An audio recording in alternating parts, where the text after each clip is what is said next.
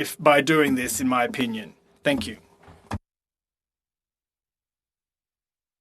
Okay, I do think unless I see agreement, we will have to go to it. Oh, sorry, Mr. Poilievre, go ahead. Yeah, so I gather the only difference here is that in the second round, the Bloc and the NDP would split 5 minutes in the middle of the, right smack in the middle of the round. Do I have that right? Yeah. That is effectively the only difference versus what we have right now. So under Mr. I just want to make sure we understand what we're voting on here. Under Mr. Fragiskatos's motion, the first round is 6 minutes for the Conservatives, the Liberals, the Bloc, and the NDP.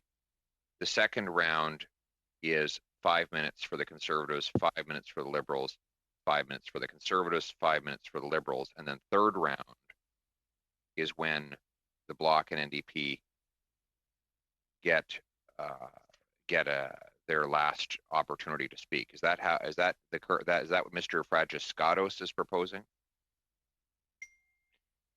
Well, if I could come in here, that we go to then following that we're back into conservative liberal, and I believe when we've had time we brought in the NDP and Bloc. After that, it gets basically up to the chair. But the third round normally we're back to the regular order as in the first round, only with less, and often we split that down to 3 minutes instead of the 5, trying to get everybody in. Mr. Julian. Yeah, so thank you, Mr. Chair. The difference from Mr.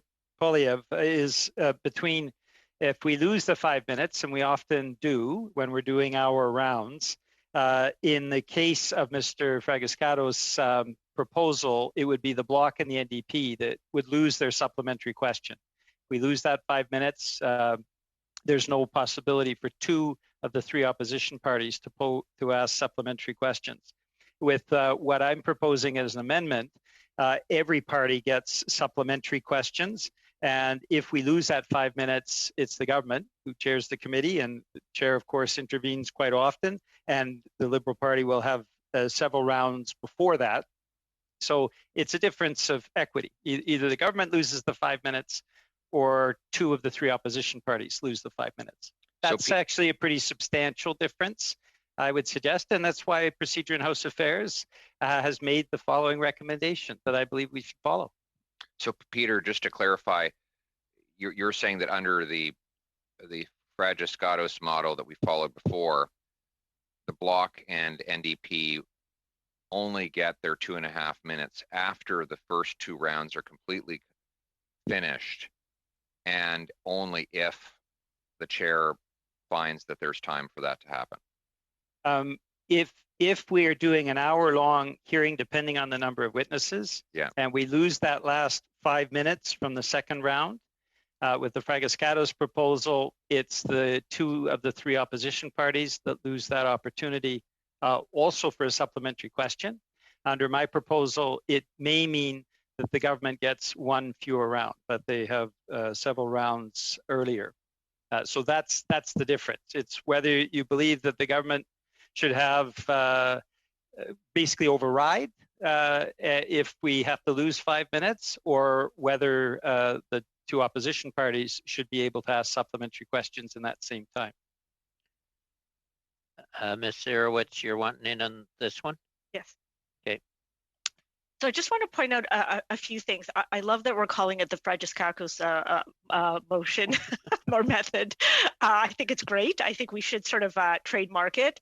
My understanding is that this is just the traditional sort of format that has always existed. And my sense is that it is because the governing party tends to have sort of first crack, and then the opposition, the leading opposition party, then has sort of the second crack in the third round.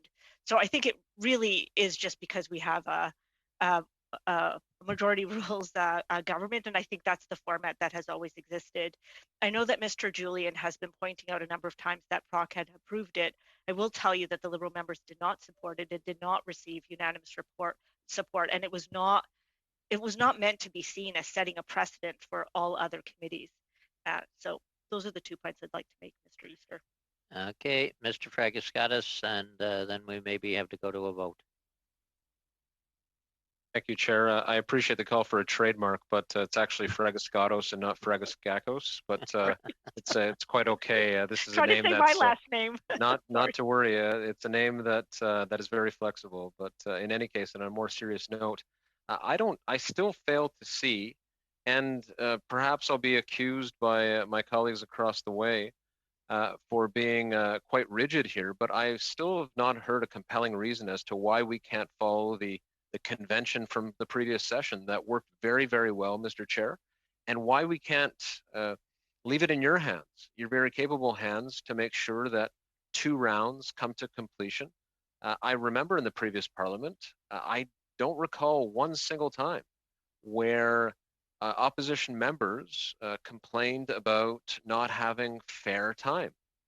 This was a committee that dealt with some very challenging issues as far as COVID-19 and the economic response is concerned. And of course, we dealt with the opposition was, as we all saw, very able to raise issues in any way they wished. And so we have an existing format that worked well then, suddenly to come here and now propose a change. And believe it, it's not about anything that I proposed. So I appreciate Mr. Julian and Mr. Poilievre characterizing this as the Fragiskatos approach or structure or whatever they called it. That's not about me here. I think that we have a tradition that we followed on this committee, and why not simply continue with that? It's a bit perplexing, Mr. Chair. All right, if I could go to, I see Mr. Poilievre's got his hand up too. So I was going to go to you for the last word, Mr. Julian. I'll go to you, and then Mr. Poilievre, and sorry, Ms. Jansen. And then hopefully we can go to a vote. Mr. Julian. Thanks, Mr. Chair. Mr. Fragiskatos has made a very, I will put the language on. Sorry about that.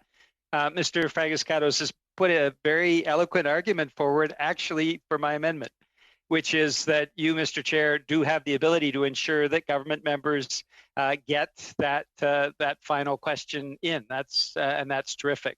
I think the third and fourth party have very clearly spelled out that they believe you need to have that guarantee of a supplementary question. And the reality is, Mr. Chair, as you know, often you're not able to provide that, though you're very effective in juggling things. So if Mr. Fragiskatos believes in what he's just said, he should vote for my amendment, and then we can lock in what Procedure and House Affairs is recommending we do, and what other committees are doing as well, in the interest of fairness in a minority parliament. Okay, I'll go to Mr. Poilievre and then Ms. Jansen, but just I'm going to ask you before the vote to Mr. Julian, on the subsequent rounds, just explain to me where we're at on that, so that at least I understand whichever way it goes. Mr. Poilievre. Thank you, and I appreciate Mr. Fragiskatos' humility and modesty in turning down the namesake of the motion, which we tried to ascribe to him. That appellation, I think, is something he could have been proud of, and even advertised among his constituents that he has created and invented a procedural innovation at a parliamentary committee. Not many Canadians can say that. So on to the substance of the matter, I think that there's nothing wrong with giving our 2 opposition compatriots, I hope the bloc doesn't mind being called a compatriot, but an extra couple minutes, 2.5 minutes each. I know that the Liberal Party would be charitable enough to grant that. You know, the argument that the Fragiskatos model is more established would suggest that we can never improve. But a wise man once said that in Canada, better is always possible.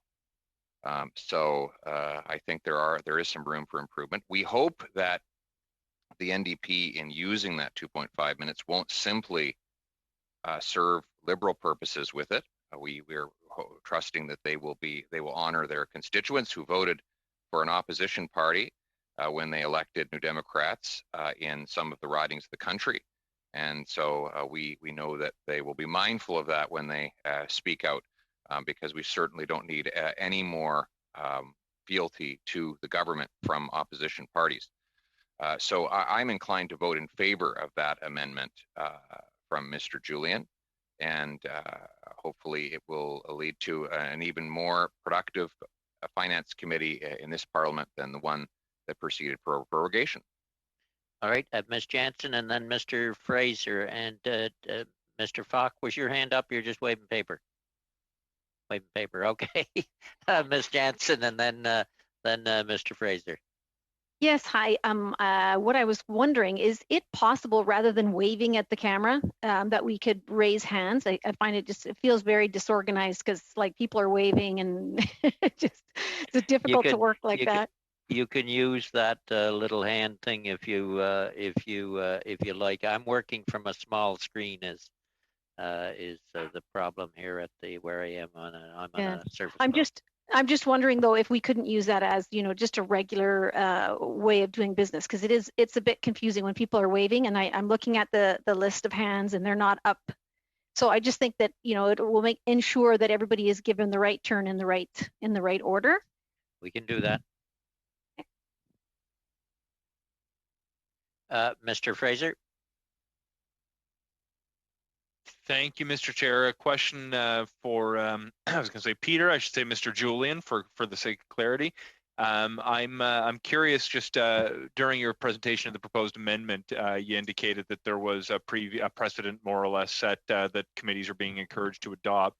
I'm curious if there's been any movement or discussion around the practice committees have adopted where the chair is a member of the opposition, and whether in those circumstances, to sort of meet the suggestion that the chair could accommodate, that the same precedent would apply within this case, given where we are in Parliament with the Conservatives last in the round that we're discussing. Has that been something that was discussed in other committees? Mr. Julian? I don't actually know the answer to that question, but what we're proposing here doesn't have the Conservatives last in that second round. It has the Liberals last in that second round. And then for subsequent rounds, it would be the same. I think Wayne was asking, the chair was asking that question earlier. So it would be the same for subsequent rounds. If we were going for a 2-hour session, it would be Conservative 5, Liberal 5, Bloc 2.5, NDP 2.5, Conservative 5, Liberal 5. Okay, yeah. So Mr. Chair, okay, yeah. Go ahead, Mr. Fragascatis. Sorry to interrupt, Mr. Chair. I'm still trying to figure out where the raise hand function is. I've used it a few times on Zoom, but that's why I interrupted there. I think that Mr. Fraser's question is a very relevant one. I'm not sure if Mr. Julian understood it, with all due respect to him. He is talking about, that is, Mr. Fraser was talking about, as I understood him, what happens in cases where the opposition holds the chair if, as in our case and in most committees' cases, a Liberal chair is in place. What Mr. Julian is calling for here, and one would assume in other committees, that the Liberals finish off questioning. Is he also calling for, in cases where the opposition is in chairmanship, that the opposition in the form of the Conservatives wrap up questioning there too?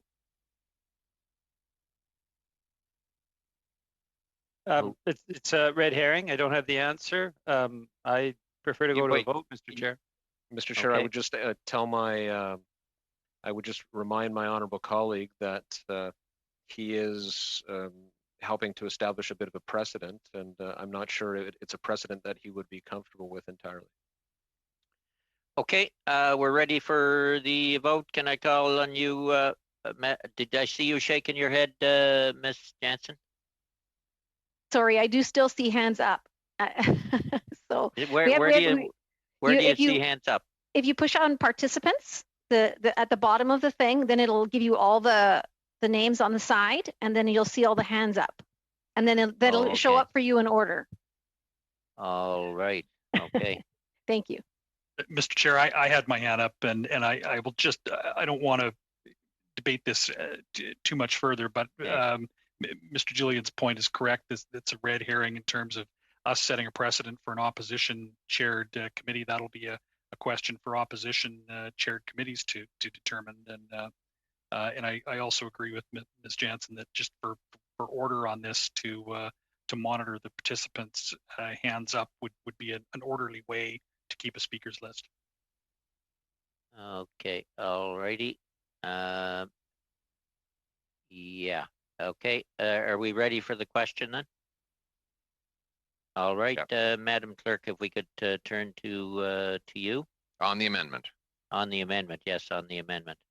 Okay, so I will now proceed to the taking of the recorded division on the amendment from Mr. Julian. Mr. Fraser. Ding. Against. Against. Ms. Gerald Rich.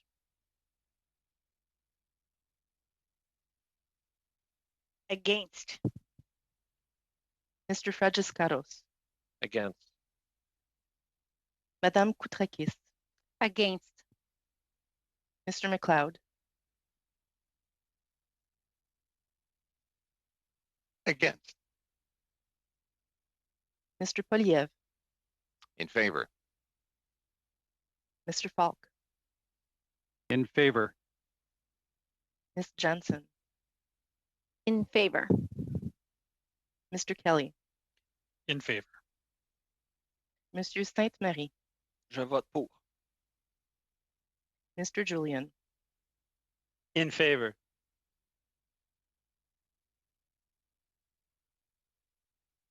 Mr. Chair, 6 yeas, 5 nays. Okay, I think you've yes. Okay, the amendment is carried. And can you guys see me? I can't see you. I was fooling around with this raise hand people that thing that Miss Jansen brought up, and now I lost you. Yes, we can see you, sir. Okay. All right. I just can't see anybody else. Or just one more thing. You do also have to take your hand down when you're done. Okay. All right. I'll have to see if I can get back on here again, Miss Jansen. There we go. We're back to normal. Okay. So the next motion, then that will be the new order. Mr. Pregascatis. Yeah, on to the fifth routine or proposed routine motion here, Mr. Chair, which is on document distribution. That the clerk of the committee be authorized to distribute documents to members of the committee only when the documents are available in both official languages, and that witnesses be advised accordingly. All those in favor? Opposed? Carried. To you. Thank you, Chair. The next routine motion is on working meals. Point of order. Did we vote on the original motion as amended? Oh God, no, we didn't. We'd better do that. Sorry. Thank you, Julie. Then we'll go back a step and vote on the original motion as amended. All those in favor? Opposed? Carried as amended. Okay, working meals. Thank you, Chair. That the clerk of the committee be authorized to make the necessary arrangements to provide working meals for the committee and its subcommittees. Any discussion? All those in favor? Opposed? Carried. Travel accommodations. Thank you, Chair. That, if requested, reasonable travel, accommodation, and living expenses be reimbursed to witnesses not exceeding 2 representatives per organization, provided that, in exceptional circumstances, payment for more representatives be made at the discretion of the chair. Any discussion? All those in favor? Opposed? Carried. Access to in-camera. Access to in-camera meetings, Mr. Chair, that unless otherwise ordered, each committee member be allowed to have one staff member at an in-camera meeting, and that one additional person from each House officer's office be allowed to be present. All those in favor? Point Okay. of order, Mr. Chair. I'm looking at the raised hands, and there's 3 raised hands. Are they because there's questions, or is it because I know for me, I've raised my hand because I would like to sort of present a motion after the routine motions are over, but I didn't know whether that was the appropriate thing to do. I have 3 requests following the business, one from Ms. Zerowitz, one from Mr. Julian, and one from Mr. Poilievre. So point of order. Yeah, okay. My hand is first, so just wanted to remind you of that, Mr. Chair. I think my hand was first, Mr. Julian. We'll argue that later, guys.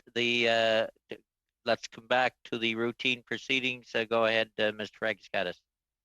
Thank you, Mr. Chair. If it's helpful, I think I did see Ms. Jerowitz's hand go up first, but in any case, as you said, we can discuss that in a moment. This is the second last amendment, Mr. Chair. It relates to transcripts of in-camera meetings. That one copy of the transcript of each in-camera meeting be kept in the committee clerk's office for consultation by members of the committee or by their staff. Any discussion on that? All those in favor? Opposed? Carried. Notice of motions. Sure, and Mr. Chair, as you know, this is a lengthier one, so just bear with me here. Notice of motion that a 48 hours notice interpreted as 2 nights shall be required for any substantive motion to be considered by the committee unless the substantive motion relates directly to business then under consideration, provided that 1, the notice be filled with the clerk of the committee no later than 4 p.m. Eastern Time from Monday to Friday. That 2, the motion be distributed to members in both official languages by the clerk on the same day the said notice was transmitted, if it was received no later than the deadline hour. And that 3, notices received after the deadline hour or on non-business days be deemed to have been received during the next business day, and that when the committee is traveling on official business, no substantive motions may be moved. All right, is there a discussion on this one? I'm seeing none. All those in favor? Opposed? Carried. Point of order. Yeah, I do have the 3 other motions on the screen. Mr. Julian's hand comes up first. I was informed first by Ms. Zerowitz. Mr. Fraser, you get your hand up too. Yeah, for a point of order, Mr. Chair. Okay. And my point of order, Mr. Chair, is that with the raised hand function, you can actually see the order in which people raise their hands. So all members of the committee can see that I'm first up after the routine motions. I still, I'll be honest with you, Mr. Julian, I haven't figured that system out yet, and I lost you once. I'm going to go offline and try and figure this system out when this meeting is over. A point of order from Mr. Fraser first, if it's a point of order. It's actually on the same point of order, Mr. Chair. When we were going through the raise hand exercise, which I think could be a good practice, though one we're not used to, and I thank Ms. Jansen for the suggestion. I had used the raise hand function myself to make a previous comment when I posed a question to Mr. Julian. After I had made that question, I saw that Ms. Zerowitz had her hand up as well previously. They were both cleared. I didn't clear it myself. I'm curious if the chair or someone else has the ability to do that. Both of ours were removed, and Mr. Julian's hand he used the raise function subsequent to that. What I don't know is whether Ms. Zarowitz's initial hand raise was for her intended motion, or if it was in fact for a comment she was making in the previous debate. It's obvious this is not a rule that existed. We don't really know how to work this, but I thought I would offer my my own testimony, I suppose, because I checked when Ms. Jansen said we have to unraise our hand or lower our hand, and mine had already been done. Okay. So and just There we can go. I just I'm going add to let Ms. Zerowitz come in here because I was informed by Ms. Zerowitz first on the old way of doing things, and now we're into a new way of doing things. But go ahead, Ms. Zerowitz, to make your point, and then we'll decide whether to make a decision here, which one we're going with. I've got Mr. Julian up as well. I want to be fair. Thank you so much, Mr. Chair. I did put my hand up in terms of to be after routine motions. I did raise my hand. Then Ms. Jansen sort of mentioned we should raise and drop and raise and drop. And so what happened is I think there was a bit of a use there of the raise and drop, and then I put it back on again, and then I think this is to Mr. Fraser's comment, then it was taken down because I think I'd spoken, but whoever took it down didn't understand that I was trying to raise my hand to speak as soon as the routine motions were over. So I think it's unfortunate that we're left where we are here, but it was very genuine that I actually had it up for the most part, even before anybody else was putting up their raised hand. And then it was eliminated, I think, when we were going into the raised hand and dropping hand, and then mine was eliminated. And then once I noticed it was eliminated, I put it back up right away. So I've been there from the beginning. Well, maybe if we, I really see no reason why we can't deal with all three. We've got committee time till what time, Madam Clerk? The notice of meeting per se says 5:30. Okay. But point of order, Mr. Chair. Yeah. Go ahead. Thank you, Mr. Chair. You know, we're talking about the raised hand function, which, as far as the efficiency of meetings is concerned, could prove to be a very valuable tool. However, where in the standing orders, where in the very good text that all members of Parliament are assigned when they become MPs on the chapter and committees, does it say anything about the Zoom raised hand function? That sentence has never been spoken in committee before, Mr. Chair, which proves the point that we can't make rules on the fly, as Mr. Julian is trying to do. Let's point of order. Yeah, point of order. Point of order, Mr. Poilievre.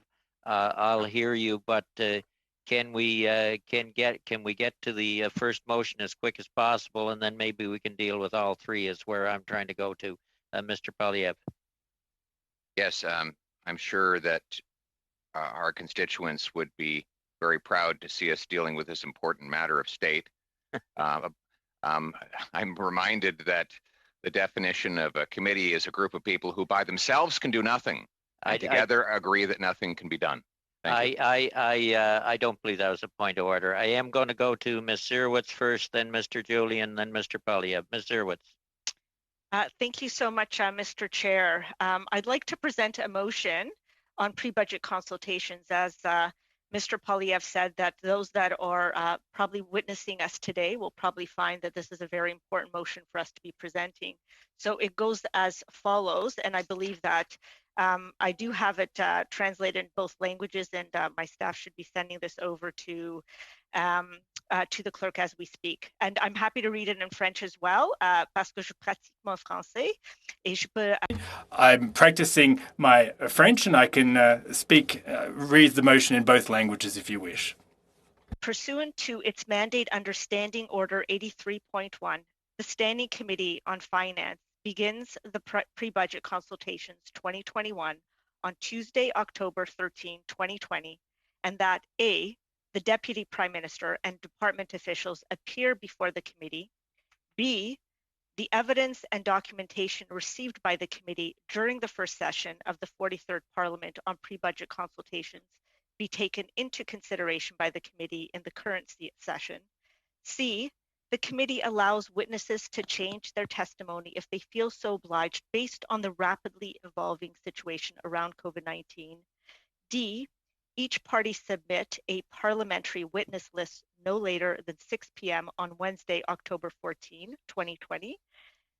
E, each party submit a final witness list no later than 6 p.m. on Friday, October 16, 2020.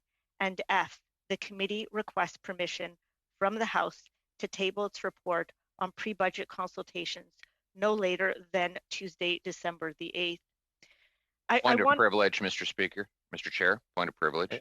I don't, what's your point? There is no point of privilege, but go ahead.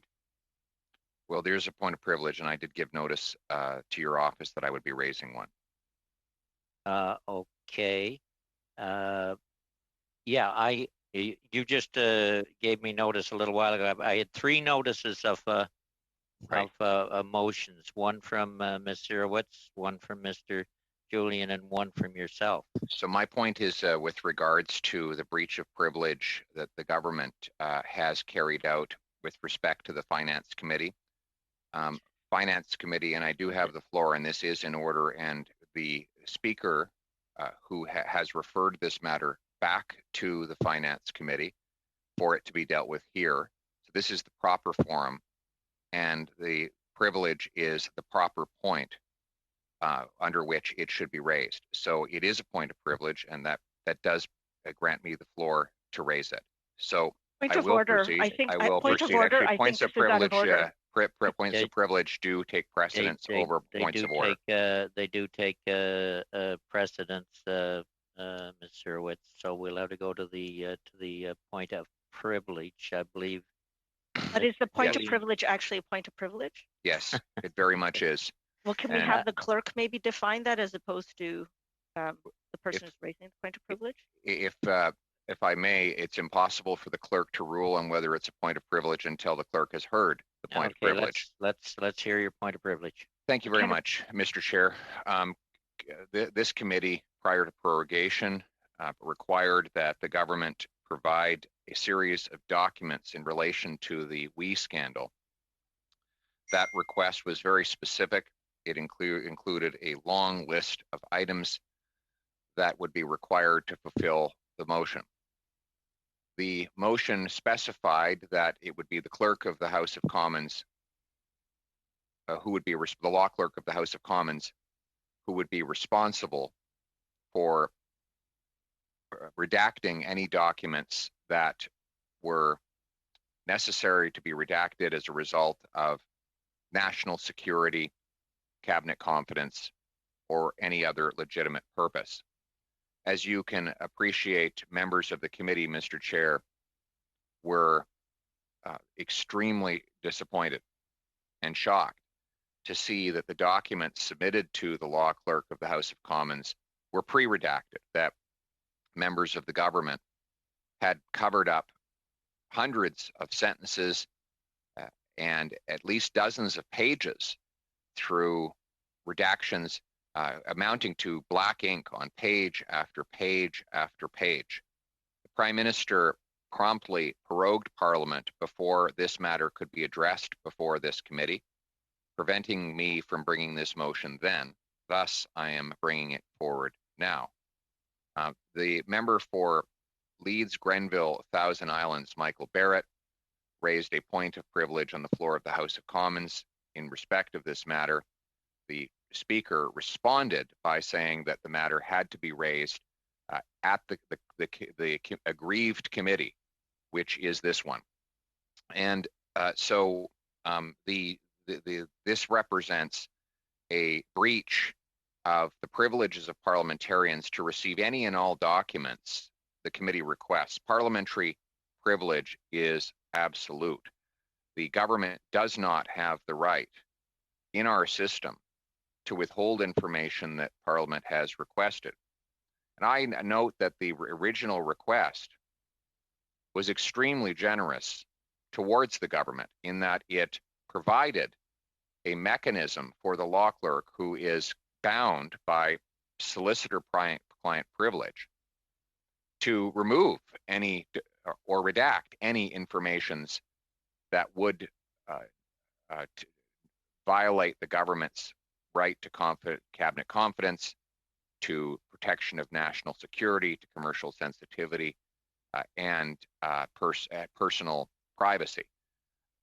We have a respected legal team. We have what simply put is a lawyer for the House of Commons whose job it was to carry out that work. The law clerk has informed the House that the office of the clerk was prevented from doing that job by the government's decision to do the redactions before the documents were ever handed over. And so as remedy, I have a motion that I wish to introduce into the record for committee members to vote upon, and let me begin reading it. That the chair be instructed to present the following report to the House forthwith, provided that dissenting or supplementary opinions. Before you go, Mr. Poilievre, before you go to your motion, I want to have this straight, because if it's a point of privilege, I have to allow it and go to the motion. But your point of privilege, if I understand what you said, is that you're saying that the request that the Finance Committee made for documentation in the last Parliament was not abided by as we requested be abided by. Is that what your point of privilege is? And thus the privilege of committee, which is a privilege of Parliament, was breached. The government has breached the privileges of committee, committee being a creature of Parliament, and thereby breached the privileges of parliamentarians. That is the basis for my point. And okay, but what I need to know before I rule for or against the point of privilege is, what are you saying was the part of the motion that wasn't adhered to? As I understand. Okay, go ahead. The documents requested were redacted before they reached the law clerk, and therefore Parliament's unlimited ability to acquire documents from the Government of Canada or any other entity for that matter was breached. And your evidence to this is what the law clerk said? Yes. Okay. And also, furthermore, I have my motion actually contains additional evidence that will be read into the record formally as soon as you allow me to continue. Can I ask a point of order? No, you can't. Can we suspend for 2 minutes? I want to confer with the clerk on this one. I really do. Well, no, I don't think there's unanimous consent to suspend the meeting. Well, I can suspend the meeting and confer to the clerk. So I'm going to do that. I want to be sure that I'm on safe ground where I'm going here. I don't want to deny your motion if it shouldn't be denied. And I want to approve it if it should be approved under the rules. So I'm going to suspend for 2 minutes or 3